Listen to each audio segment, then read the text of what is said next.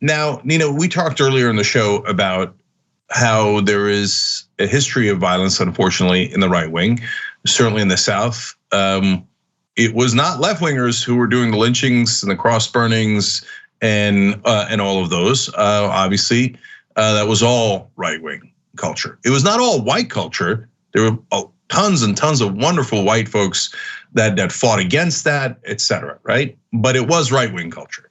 And so now they're back, and different polls have it between 28 and 40%.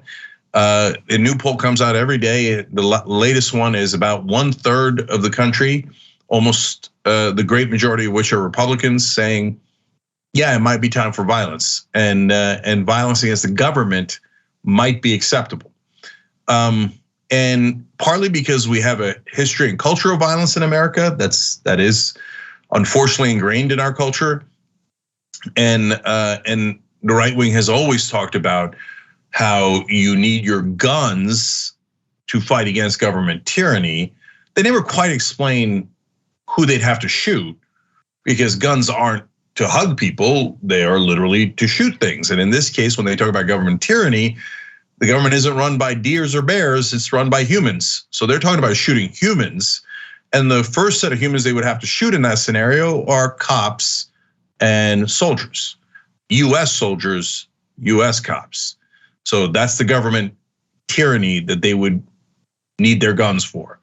And so let's just be honest about that. Let's be clear about that. Now, having said that, it appears the Democratic Party, in my opinion, is whistling past the graveyard. Unfortunate apt analogy here, or metaphor. And I don't think they have a good sense that the Republicans do not think like us. The Republican leadership is going and talking to Viktor Orbán. Trump just endorsed him. Tucker Carlson went and did a week on how, basically it was how to take over a country and destroy its democracy and turn it fascist 101. And he put it on Fox News for a whole week. And Republicans and right wingers found that to be perfectly normal. Oh, Viktor Orbán strangled democracy in his crib in Hungary and now leads an authoritarian government. Let's celebrate that. And Nina, it feels like the people who are launching the Titanic saying that it cannot sink. And whenever you talk to people in the establishment, whether it's media or the Democratic Party, it feels like they say it cannot sink. American institutions are too strong, but never giving any evidence of why they're too strong, but using it mainly as an excuse to not push back against Republicans when they go in this direction. But it's also not easy to know how to push back. So, which leads me to the question of what would Nina do? Yeah, I mean, this kind of disillusion, and I love how you set the table, is dangerous.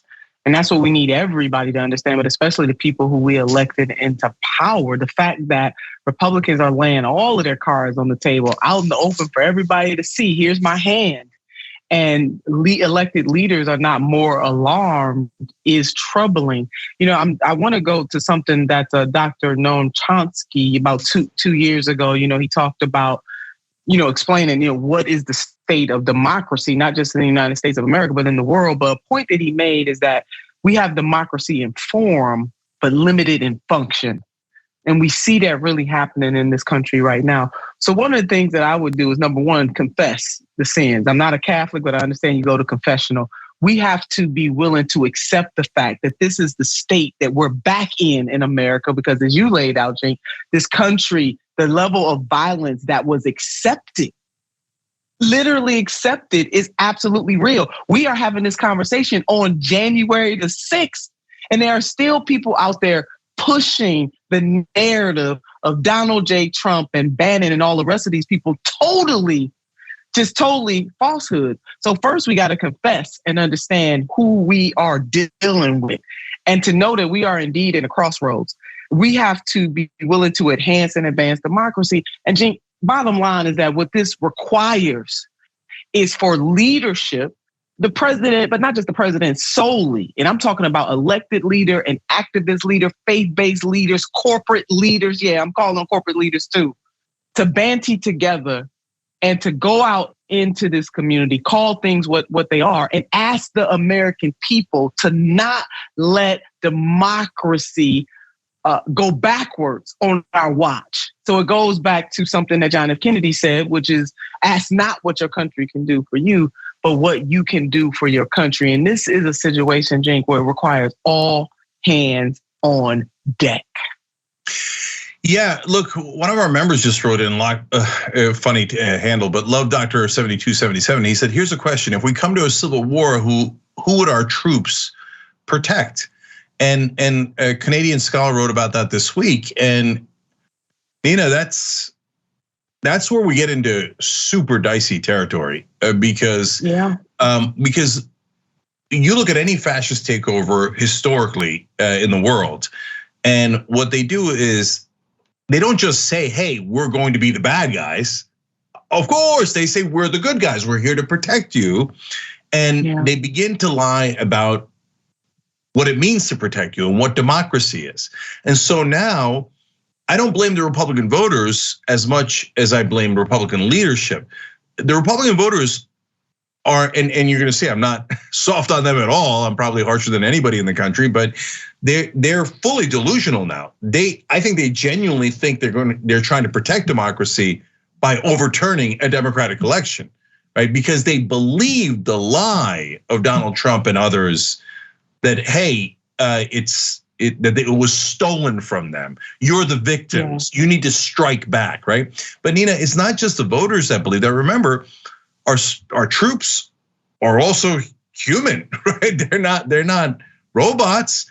And there's Democrats and Republicans and progressives and conservatives in the military. And a lot of those conservatives have also been brainwashed into thinking that democracy was stolen from them. So if a Trump-like figure, whether it's him or someone like him in the right, says, hey, I need everybody in the military who understands who the real president is to take action now, I think we're in for a world of hurt, and it doesn't look like we're preparing for that at all. 4 retired generals came out last week and said the military needs to take action right now to weed out not right-wingers, of course not, right? We never do it on ideology, but on people who say they will not follow the chain of command if ordered. And I don't see any of that happen. Yeah, I mean, this is a 911 and it's not being treated that way, Cenk, and that is part of the problem. Yeah, I mean, look, we got 2 nightmare scenarios here. One is the chain of command says the person who lost won, and that's basically a coup. But the only thing that's potentially worse than that is that people stop listening to the chain of command, and then we got a civil war. Yeah, and it could happen. It has happened in nations throughout human history, and it can happen here. We're not above it. And I think that's the point that you were making earlier as you were opening up this segment. We are not above it, and something must be done. And we need all sectors of society to get involved in this. Yeah, I'm gonna say one more thing. Nina, I feel like in most of these scenarios, what's required is strong action. Tell your head of the Joint Chiefs, never ever do anything ideological, right, or political, because that would also hurt our military and our standing. And you don't want to politicize the military at all, because that leads to this same kind of problem. But you must determine who's going to listen to the chain of command or not, whether it's a Republican president or a Democratic president, right? That's right. But if you do that, of course the Republicans will, scream holy hell, right? But you've got to have the courage to withstand that and say, no, I don't care what you guys are gonna say. We're gonna do the right thing. We're not gonna do the wrong thing. We're not gonna politicize it, but we're gonna make sure that this military is still disciplined. And I'm not sure the Democratic leadership has that in them. No, they don't. And that's where it comes to, again, having these deep-seated conversations, these difficult conversations with the American people. And I mean all of the American people, even the parts of our country that we do where people are unreasonable. We have got to do that. That, to me, again, that's also part of the problem. Who is communicating? Who is leading on this? Who is having those real conversations and then asking the American people to act? I mean, this is an issue when we talk about democracy itself and whether it will endure, just like climate chaos. This right here and climate chaos go hand in hand, because this is another type of chaos that can also hurt this nation in ways that generations yet unborn will feel the impact. Yeah. All right. Last word goes to the members as usual. Biden flavor corn pop says, most of us in the Black American community thought there was going to be a second civil war right when Trump was allowed to be a candidate. I mean, he was not shy about his racism, not at all. And the right wing can say anything they want, and they do, and they make up every kind of thing. No, being racist is the opposite of racism. But guys, you saw him say it with his own face.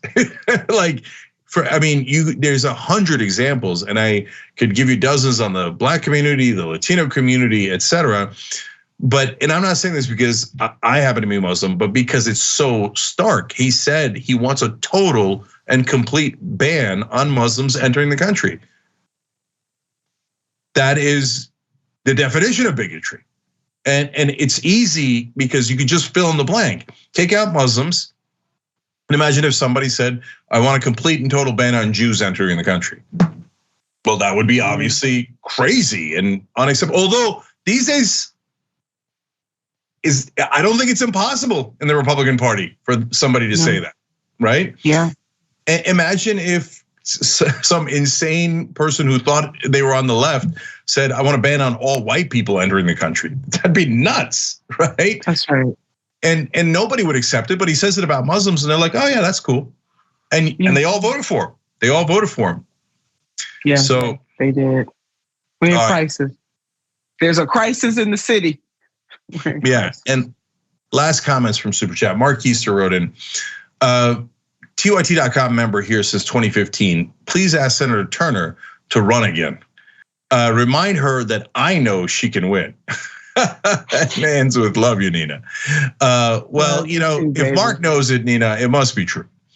It must be. Thank you, Mark. And I'm sending that love right to you, baby. Right back to you. Thanks for watching The Young Turks. Really appreciate it. Another way to show support is through YouTube memberships. You'll get to interact with us more. There's live chat emojis, badges. You've got emojis of me, Anna, John, JR. So those are super fun. But you also get playback of our exclusive member-only shows and specials right after they air. So all of that, all you gotta do is click that join button right underneath the video. Thank you.